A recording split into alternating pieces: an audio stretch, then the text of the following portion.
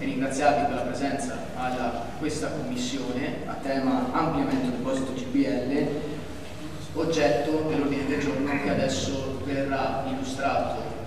nel dettaglio dai richiedenti della commissione. Quindi lascerei la parola alla prima firmataria, Barbara Benz.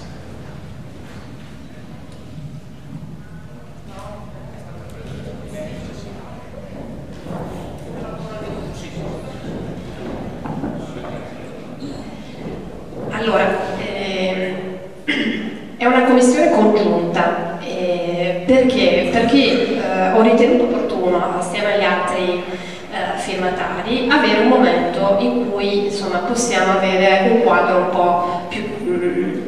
più chiaro, anche se insomma, so che ci sono state delle azioni, ci sono state negli ultimi mesi sicuramente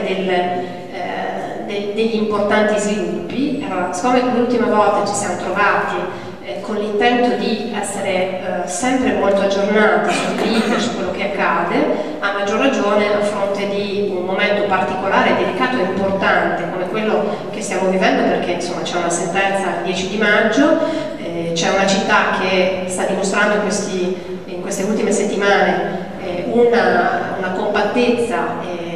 in previsione anche di una manifestazione che sarà cittadina, dove tutti siamo coinvolti. Io ho ritenuto opportuno, insieme agli altri firmatari, pensare a questo momento, una commissione che prendesse i vari e diversi aspetti e che sia per tutti i consiglieri, ma anche e soprattutto nella logica di essere sempre molto trasparenti nei confronti dei cittadini, avere un momento come questo credo che sia opportuno. Nella richiesta che abbiamo formulato in realtà siamo stati molto, molto specifici, nel senso che ci sono delle cose che anche sono emerse un po' dalla stampa o comunque sono agli occhi di tutti, che richiedono delle maggiori precisazioni o comunque richiedono un approfondimento, onde evitare proprio che poi si possano costruire anche delle fantasie o e poi perché sono dell'idea che affrontando insieme una serie di questioni forse abbiamo magari maggiore occasione per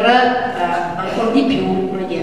essere incisivi su questo contrasto, su questa battaglia che ci siamo avviati. Quindi le diverse commissioni, la prima, la seconda e la quarta che abbiamo convocato, non a caso sono legate all'avvocatura, per tutta una serie di ragioni, visto che ci sono aspetti legali e comunque la sentenza prossima, sulla commissione dell'ambiente, la polizia locale e la sicurezza, l'urbanistica, l'edilizia privata e il demanio. Io qui ho elencato una serie di punti interrogativi, se volete, o proviamo a partire proprio da questi, a partire dal primo, li affrontiamo insieme, proprio per uscirne con maggiori informazioni. Ecco, l'intento è questo, non è un intento unicamente prepariamoci a quello che è, scusate, è proprio il mio. Allora, io sul primo punto volevo avere delle informazioni rispetto all'accesso all'ordine del cantiere e alla rimessa in ripristino. Io vedo che c'è il dirigente Favaretto e anche l'assessore, anzi benvenuta, non l'avevo vista prima, e quindi volevo, scusatemi, lo spiego.